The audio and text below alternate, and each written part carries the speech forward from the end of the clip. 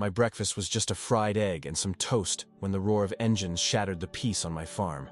I dropped my fork on my plate and rushed out to the porch, just in time to see 5 fancy SUVs barreling through my east fence as if it wasn't even there. The lead vehicle, an immaculate white Jeep Wrangler, was driven by a woman with perfectly styled graying hair that I immediately recognized. Deborah Williams, the self-proclaimed queen of the Whispering Pines Homeowners Association. The vehicles sped through the organic strawberry field I planted 3 months ago, leaving a trail of destruction as they rolled in formation.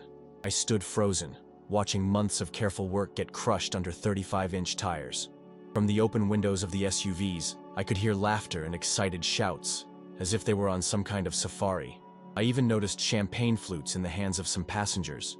"Hey, you're destroying my crop!" I shouted as I ran down the porch steps and sprinted toward the field. The vehicles eventually formed a semicircle near my newly installed irrigation system. Deborah stepped out of the Jeep wearing light leather boots that looked like they'd never touched the ground. Her friends, middle-aged guys and women dressed in clothes way too expensive for a morning on the farm, also got out of their vehicles. "Good morning, neighbor," Deborah exclaimed with a rehearsed smile. "We're doing our annual off-road rally. We hope you don't mind the little detour through your garden. Subscribe to the channel and hit like for more stories like this." That night, after doing the math on the damage, practically all my spring harvest gone, I devised a plan. Deborah and her posse of admirers had promised to come back the following weekend for another rural adventure, as she called it. I decided I'd give them a proper welcome.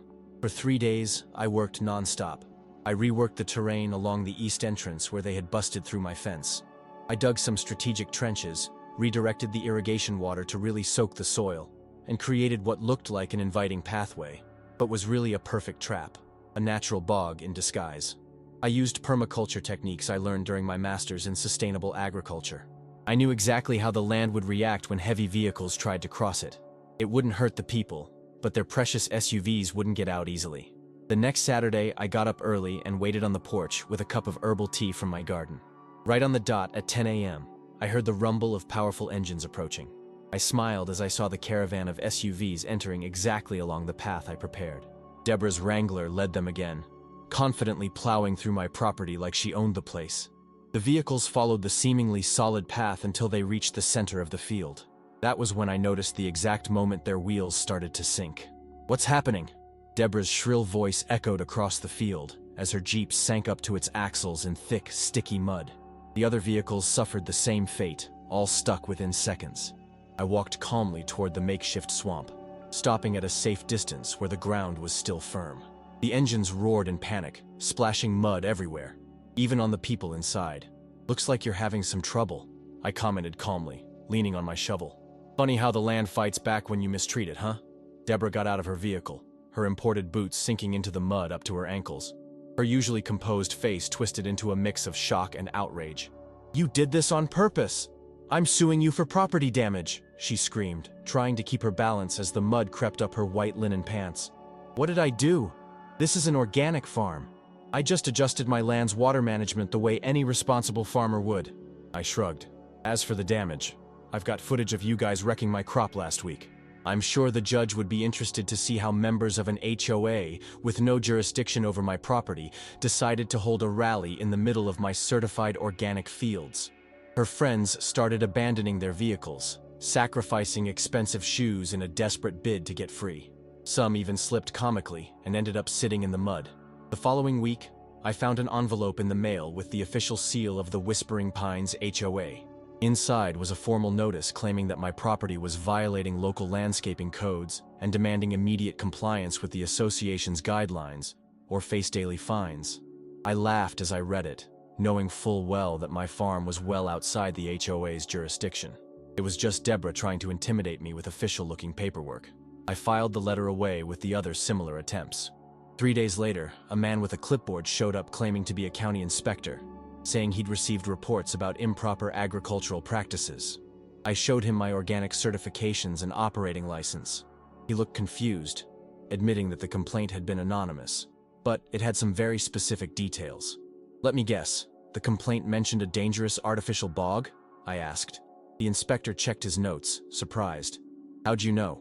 "Instinct." I smiled and gave him the full tour of my property. He left satisfied, confirming that everything was in order.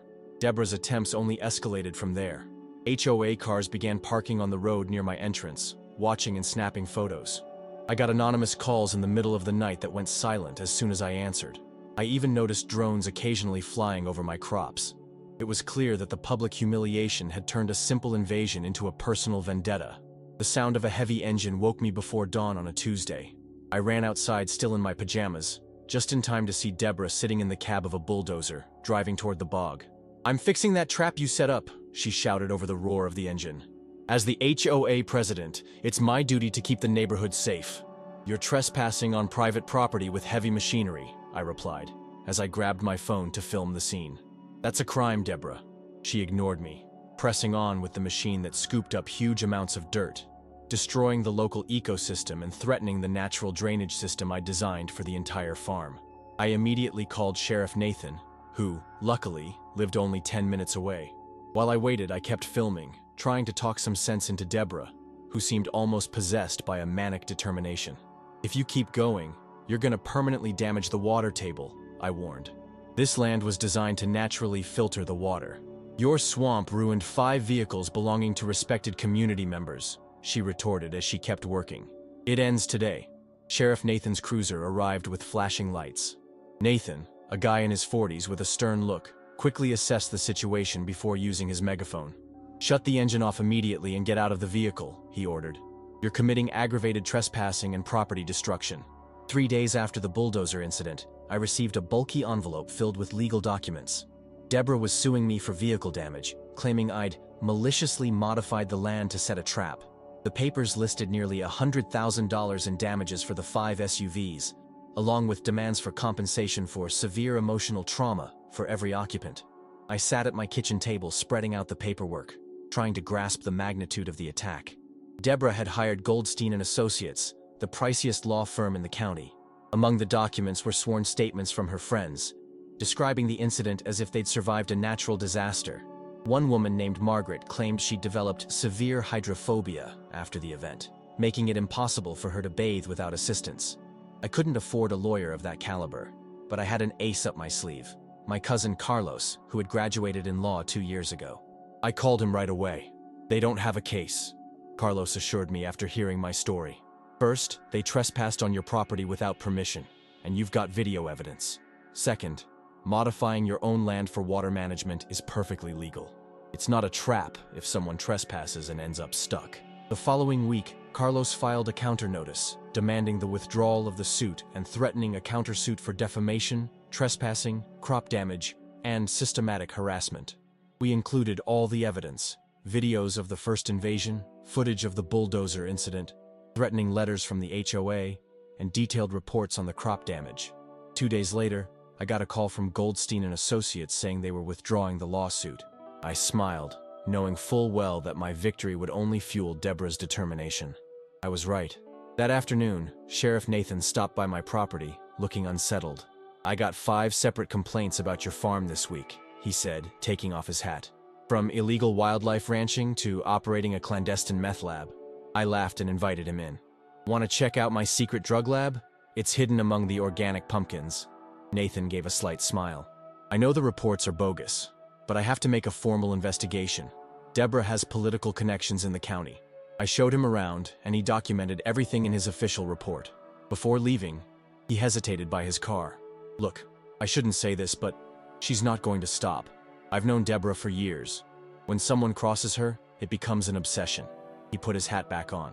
"Just be prepared." The weeks that followed confirmed Nathan's warning. I got notices from every county department you could imagine: zoning, public health, animal control, water department, building inspections. Every visit ended the same way: confused inspectors confirming everything was in order, while mentioning extremely specific anonymous complaints. My mailbox was vandalized twice. Customers coming to buy organic produce reported that they were stopped on the road by a polite lady, warning them about dangerous practices on my farm. A local newspaper article on sustainable agriculture mysteriously omitted my property, even though the reporter had spent an entire afternoon photographing the facilities. One particularly tough morning, I found flyers stuffed in the neighborhood mailboxes claiming that my farming methods were contaminating the local water table, and posing a danger to children and pets.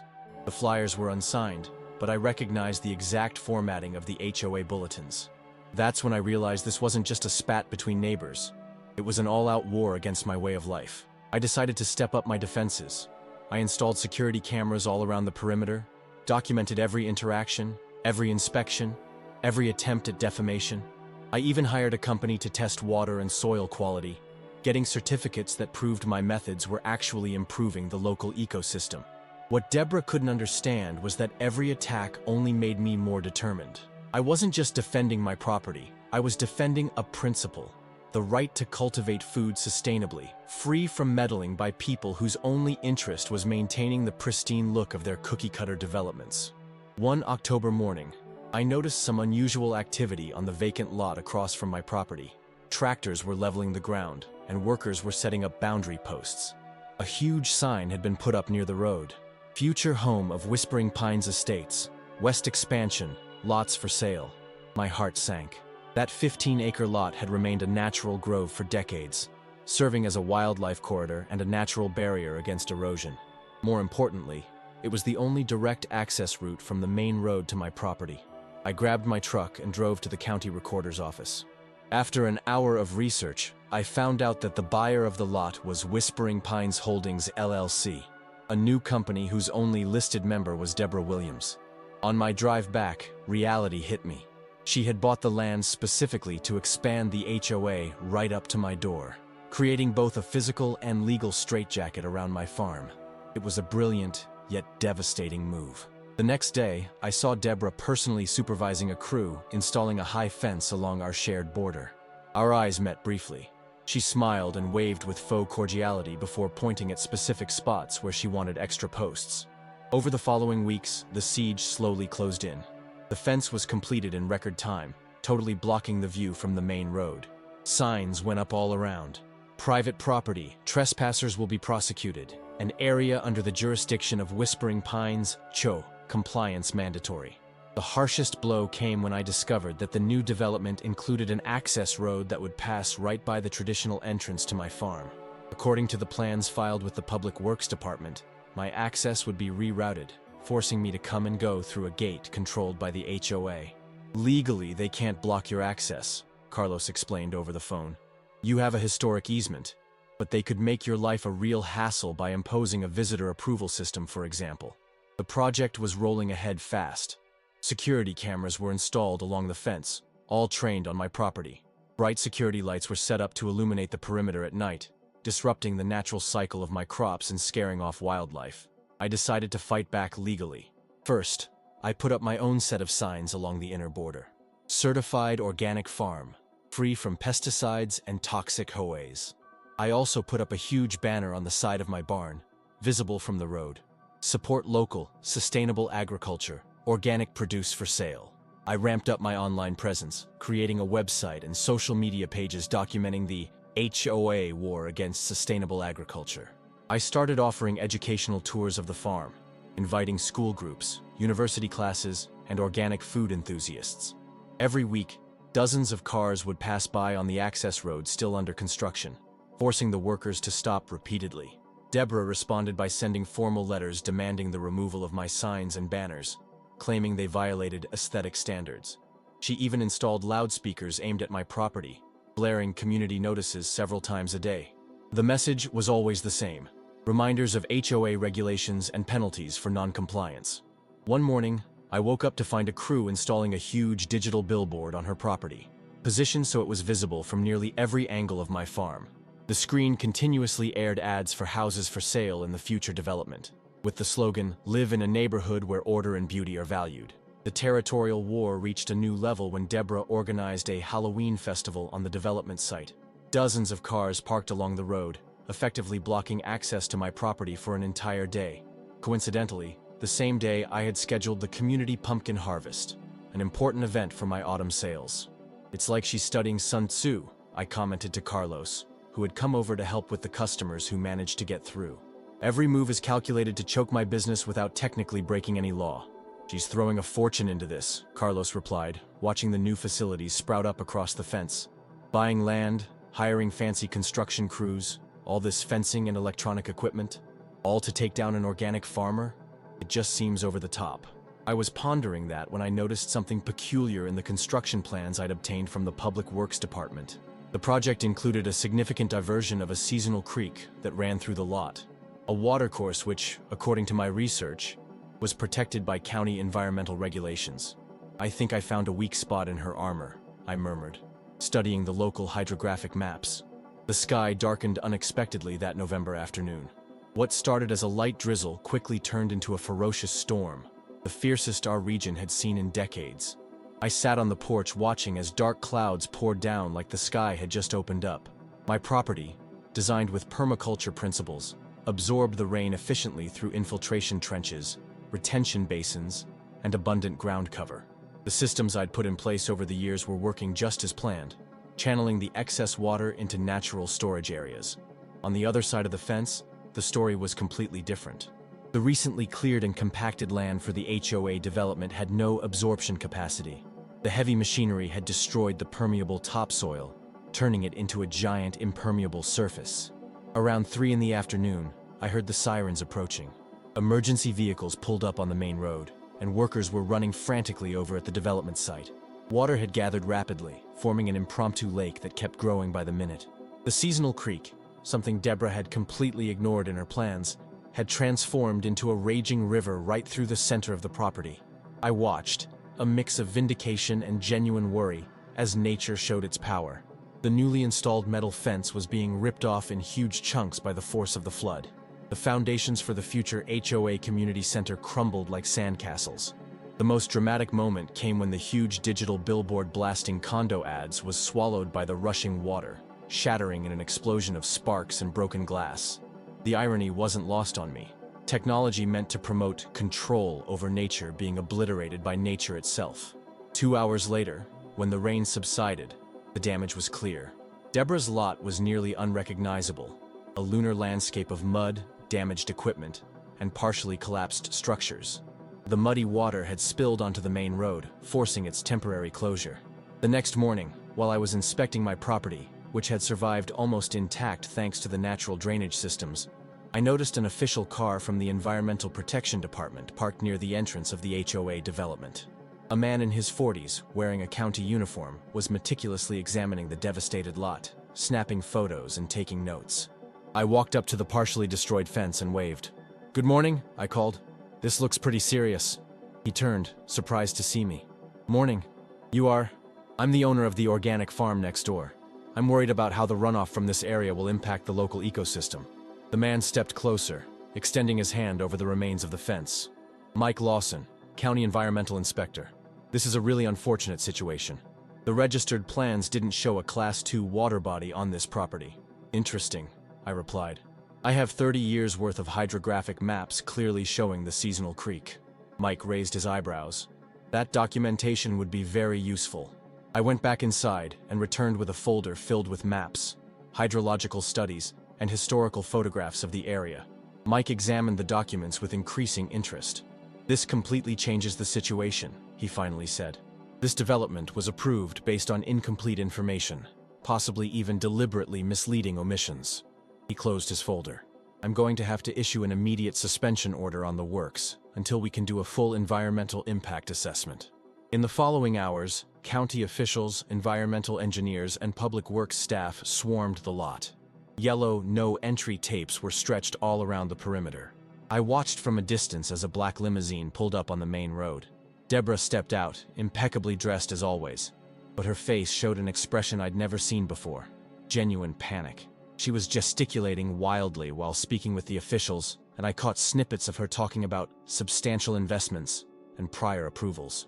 Mike handed her an official document which she initially refused to take. Finally, she snatched it, read it with disbelief, and then crumpled it in her hand. 3 days later, the front page of the local newspaper revealed that the lot Deborah bought was actually part of a partially protected environmental preservation area. The article quoted anonymous sources alleging that documents had been altered during the approval process. An investigation had been launched into possible irregularities within the county zoning department. Moreover, the paper reported that Whispering Pines Holdings LLC had taken out substantial loans to finance the project, using the very HOA headquarters as collateral. With the development suspended indefinitely, The financial viability of the association was now in serious doubt. In the ensuing weeks, the lot remained abandoned. The construction equipment was gradually pulled away. The signs advertising the future condo development silently disappeared overnight. The partially destroyed fence became a rusted ruin, a monument to human hubris in the face of nature's forces. Subscribe to the channel and hit like for more stories like this. The knock on the door came one January afternoon, almost 3 months after the storm. I was sorting seeds for the spring planting when the sound surprised me. It wasn't common to get unannounced visitors, especially in winter. I opened the door and was momentarily speechless. There stood Deborah, almost unrecognizable. Her hair, once impeccably dyed and styled, now showed graying roots and looked dull. Her designer clothes had been swapped out for a simple coat and jeans. But the most surprising thing was her eyes. The commanding glint that always defined them was completely gone. "May I come in?" she asked in a voice I barely recognized. There was no trace of her usual arrogance, just deep exhaustion. I hesitated for a moment before stepping aside and letting her in. She looked around my rustic kitchen with genuine curiosity, as if she'd never imagined what the inside of the house she'd tried so hard to control from the outside would look like. "Coffee?" I offered, more out of habit than hospitality. She nodded, seating herself in the nearest chair without waiting for an invitation.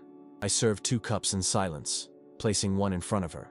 I then sat down at the opposite side of the table, waiting. "The HOA is bankrupt," she finally said, staring into the dark liquid in her cup. "The bank is foreclosing on the community club next week. 15 years, all gone because of a project that lasted only 3 months. I said nothing. There was no satisfaction in seeing her like this, only a strange sense of inevitability, as though I were witnessing the natural conclusion of a process that began long before our feud. "Did you know," she suddenly asked, "about the creek, the preservation area? Did you know all along that the project was doomed?" "I suspected as much," I replied honestly. "Nature has its own plans, Deborah. We can't just reshape it to suit our whims." She let out a bitter laugh. "Nature? Yeah, you get that way more than I ever will." She took a sip of her coffee. "I'm selling my house. I'm moving to Arizona to live with my sister. There's nothing left for me here now." "I'm sorry," I said, the sincerity in my voice surprising even me. "Don't be." She shook her head. "My choices got me here. My obsession with control. My inability to accept that some things, some people, just can't be dominated." A long silence hung between us. She finished her coffee and stood to leave. At the door, she turned back one last time. "The strangest part is, I never really understood why you were so determined to tear down your way of life. Maybe because it represented everything I secretly envied. Freedom, self-sufficiency, that connection to something bigger than rules and appearances." I couldn't find any words to respond. She gave a small nod, as if my silence confirmed something she'd already suspected, and walked toward the car parked outside. Not the white Jeep Wrangler anymore, but an old compact sedan. I watched her go, feeling a confusing mix of emotions.